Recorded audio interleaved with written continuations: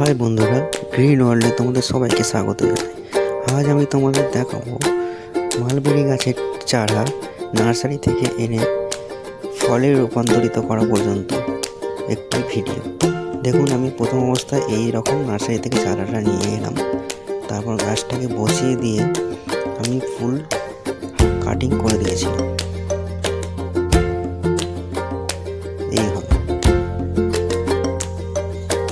দেন গাছটি আস্তে আস্তে শাখা পোশাখা করতে শুরু করলো। এইভাবে তারপর গাছটিতে ফুল আসতে শুরু করলো। আর এখন দেখুন ফুলগুলো কত সুন্দর এসেছে। আশা করি এগুলো ফলেতে রূপান্তরিত হবে।